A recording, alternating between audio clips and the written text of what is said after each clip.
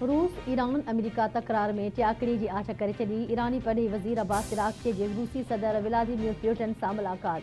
हिते जी सूरत हाल ते ख़्यालनि जी ॾे वठि कई वई। रूस जे सदर व्लादिमीर पुतिन चयो आहे त खेसि ईरानी सुप्रीम लीडर मुज्तबा ख़ामनाई जो पैगाम मिली वियो आहे। ईरान ऐं ख़िते जे मुल्कनि जे मुफ़ादनि लाइ जेको मुमकिन थियो उहो कयो वेंदो। उमेद आहे त जल्द ईरानी अवाम जूं ॾुखियायूं ख़तम थी वेंदियूं ऐं अमन क़ाइमु थींदो। रूस ईरान सां स्ट्रेटेजिक लाॻापा जारी रखण जो इरादो रखे थो। रूस जे सदर पारां ईरानी सुप्रीम लीडर जे लाइ नेक ख़्वाहिश जो पैगाम। ईरान जे पॾे वज़ीर अब्बास इराक़ी जो चवणु आहे त रूस ईरान लाॻापा स्ट्रेटेजिक हिसेदारी ते ॿधल आहिनि जेकी मज़बूत थींदा रहंदा।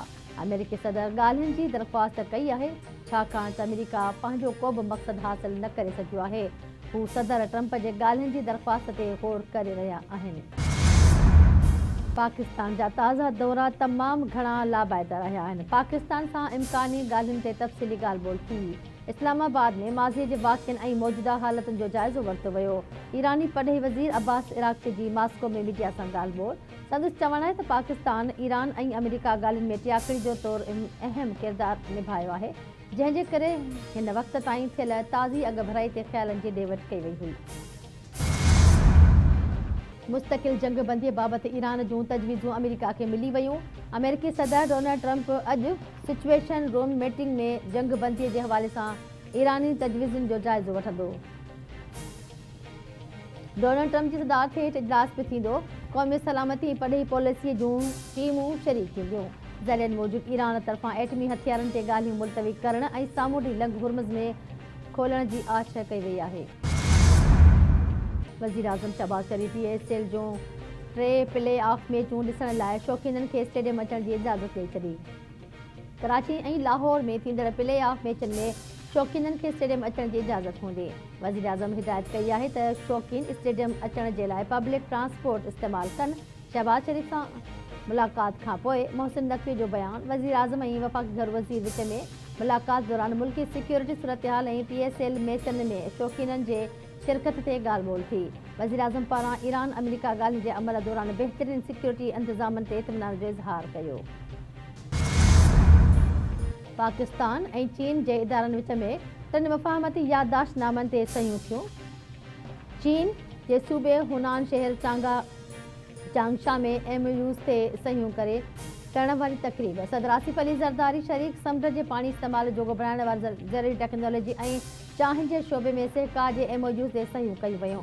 पहिरीं याददाश्तनामे सिंध जे मकानी इदारनि वारे खाते ऐं लोशियन एनवायरमेंटल टेक्नोलॉजी ग्रुप विच में थियो। कराची शहर खे पाणी जे फ़राहमीअ में इज़ाफ़े लाइ समुंड जे पाणी खे मिठो बणाइण जे मनसूबे ते सहकार कयो वेंदो। सिंध जे सीनियर वज़ीर शहजुल इनाम मेमण ऐं लोशियन एनवायरमेंटल टेक्नोलॉजी ग्रुप जे सेक्रेटरी विच में सहियूं थियूं। ॿियो मुआहिदो सिंध जे मकानी खाते ऐं लॉन्गपिन हाईटेक इंफॉर्मेशन कंपनियुनि विच में ज़रई टेक्नोलॉजी में सहकार लाइ तइ थियो। MOU ते शहजुल इनाम मेमण ऐं चीनी कंपनी जे चेयरमैन ऐं सहियूं कयूं। चांहि जे शोबे बाबति MOU ते पाकिस्तान तरफ़ां सेनेटर सलीम मांडवीवाला सही कई। पाकिस्तान ऐं चीन में तइ थियल मुआहिदा मुख़्तलिफ़ शोबनि जे तरक़ीअ लाइ अहम साबित थींदा। मुफ़ाहमती याददाश्तनामनि सां सीड़पकार जा नवां मौक़िया पैदा थींदा। अवाम खे बुनियादी सहूलियतुनि जी फ़राहमी, जदीद टेक्नोलॉजी ऐं सनअती सहकार खे हथी ॾियण में पिणु मदद मिलंदी। समुंड जे पाणी खे मिठो बणाइण वारा मनसूबा वक़्त जे अहम ज़रूरत आहिनि। सिंध जे सीनियर वज़ीर शहजुल इनाम मेमण जो बयानु। संदसि चवणु आहे त कराची जहिड़े वॾे शहर जी वधंदड़ ज़रूरतुनि खे नज़र आॾो रखंदे इहो मुआहिदो कयो वियो। जदीद टेक्नोलॉजी ज़रिए शहरनि खे वधीक पाणी फ़राहम करे सघिबो। इन मुआहिदे सां मुस्तक़बिल में पाणीअ बहिरान ते ज़ाब्तो आणण में मदद मिलंदी। सिंध हुकूमत शहरी मसइलनि जे मुस्तक़िल हल लाइ संजीदा क़दम खणी रही आहे। ज़रई टेक्नोलॉजीअ जे शोबे में सहकार सिंध जे मईशत लाइ इंतिहाई सुठो सोण आहे।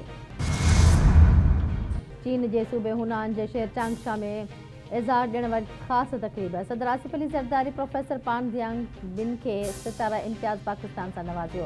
प्रोफेसर पानजियांग बिन खे दिलि जे मर्ज़ वारे शोबे में निमाया ख़िदमतुनि जे एतिराफ़ में एज़ाज़ सां नवाज़ियो वियो।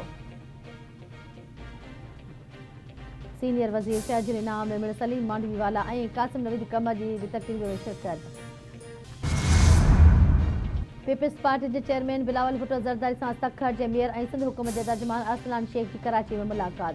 पार्टी चेयरमैन खे पंहिंजी कारकर्दगी बाबति ब्रीफिंग सदस्य चवण आहे त सखर जे शहरनि लाइ पीअण जे साफ़ पाणी जो मनसूबो मुकमल थी वियो आहे। सखर जो 50% खां वधीक नेकाल वारो पाणी साफ़ थी सिंधु दरिया में वञी रहियो आहे। ईंदड़ 3 महीननि जे अंदरि 100% पाणी साफ़ थी दरिया में वेंदो। ॻोल्हण ऐं कुमनि जी बका ऐं तहफ़ुज़ जे लाइ ख़ासि क़दम खंया पिया वञनि। एशियाई तरक़ियाती बैंक जे सहकार सां पार्किंग, रस्तनि, पुल, वणकारी ऐं एक्सेल्स डेवलपमेंट जे हवाले सां बि जल्द मेगा मनसूबे जी शुरूआत कई वेंदी। People's party chairman Bilawal Bhutto Zardari सां पीपी सिंध जे general secretary senator Waqar Mehdi, MPA Mohammad Asif Khan ऐं ॿियनि जूं मुलाक़ातूं थियूं। मुल्क में व्याज जी शरह में 1% इज़ाफ़ो कयो वियो। स्टेट बैंक नई मॉनेटरी पॉलिसी जो ऐलान करे छॾियो। व्याज जी शरह 10.5 मां 11.5% थी वई। माशी माहिरनि जो व्याज जी शरह में इज़ाफ़े जो वॾो कारण विच ओभर जंग सबबि पेट्रोलियम शयुनि जे अघनि में इज़ाफ़े ऐं आलमी मार्केट में माशी बेयकीनी वारी सूरतहाल खे करार ॾेई छॾियो। ॾखण वज़ीरिस्तान जे इलाइक़े ज़लोल खल अंगूर अड्डा में अफ़गान तालिबान जी बिना जवाज़ फायरिंग। सिक्योरिटी ज़रियनि मूजिबि पाक फ़ौज जी भरपूर जवाबी कार्रवाईअ में केतिरियूं ई अफ़गान पोस्टूं तबाह थी वियूं। पाक फ़ौज जी वक़्तसिर कार्रवाई सबबि फितनल ख़वारिज जे दाख़िल थियण जी कोशिश नाकाम बणाई वई। फितनल ख़वारिज जे दाख़िल न थी सघण ते अफ़गान तालिबान सिविल आबादीअ खे निशानो बणायो। फायरिंग में 2 औरतुनि समेत 3 शहरी ज़ख़्मी थी पिया। इलाइक़े वासियुनि पारां अफ़गान तालिबान जी फायरिंग में सख़्त मज़म्मत। पाक फ़ौज खां जवाबी कार्रवाई जो मुतालबो। जैकबाद में PPM ने एजाज़ हुसैन जखरानी सां पुट जे वफ़ात ते ताज़ियत जो सिलसिलो हलंदड़ वॾे वज़ीर सैयद मुराद अली शाह जखरानी हाउस पहुची एजाज़ हुसैन जखरानी सां ताज़ियत कई। सैयद खुशी शाह, सईद गनी, शबीर विजराणी ऐं ॿिया अॻवान पिणु वॾे वज़ीर सां गॾु हुआ। IG सिंध गुलाम नबी मेमण जी बि जैकबाद आमद। एजाज़ हुसैन जखरानी सां संदसि पुट जे लाॾाणे ते उज़रख़्वाही कई। बाहू कोसो भरिसां ॻोठु मीर मोहम्मद बंगलाणी में घर खे बाहि लॻण सबबि ॿारड़ो सड़ी फोत, संदसि अमड़ ज़ख़्मी। बाहि लॻण सबबि नीगर अब्दुल कादर बंगलाणी सड़ी फोत थी वियो। ज़ख़्मी औरत फातिमा बंगलाणी खे ठुले अस्पताल पहुचायो, जितां खेसि गणिती जुगी हालत में सख़्त रेफर कयो वियो। वाक़ियो घर में मानी पचाइण दौरान पेश आयो। बदीन वेझो नशे जे आदी जवाबदार पंहिंजी माउ खे बेदर्जे सां क़त्ल करे छॾियो। जवाबदार गिरफ़्तार। ॻोठु आचार मल्हा में जवाबदार वसीम मल्हा पंहिंजी माउ अल्लाह बचाईअ खे कुहाड़ियुनि जा वार करे मौत जी निंड संभाले छॾियो। इतलाउ ते पुलिस पहुची वई। औरत जो लाश अस्पताल मुंतक़िल कयो। पुलिस जवाबदार वसीम मल्हा खे गिरफ़्तार करे वरितो आहे।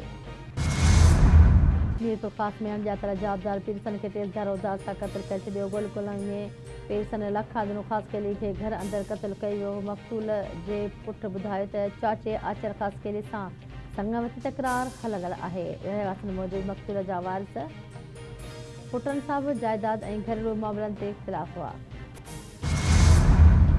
इस्लाम कोट भरिसां 2 ॻोठनि में बाहि 30 खां वधीक घर सामान समेत सड़ी रख थी विया। ॻोठु ॻोड़ियार ओठा में बिरादरी जे घरनि खे ओचितो बाहि लॻी वई। ॻोठु मंथार में बि बाहि लॻण सबबि केतिरा ई घर अल्ह तलह समेत सड़ी रख। इतलाउ जे बावजूदि फायर ब्रिगेड अमलो वक़्त ते न आयो। ॻोठाणनि पंहिंजी मदद पाण तहत बाहि विसाए छॾी। ऐं दाबेची पंपिंग स्टेशन ते बिजली जो ब्रेकडाउन। कराची खां पाणी सप्लाई कंदड़ 2 पाइप लाइनूं फाटी पयूं। पाइप लाइनूं फाटण सबबि हज़ारे गैलन पाणी ज़ाया थी वियो आहे। वाटर इंतिज़ामिया मूजिबि पाइप लाइन्स जो मरम्मती कमु 24 खां 36 कलाक में मुकमल कयो वेंदो। लाइन फाटण सबबि पंपिंग स्टेशन जा 8 पंप बंदि थी विया।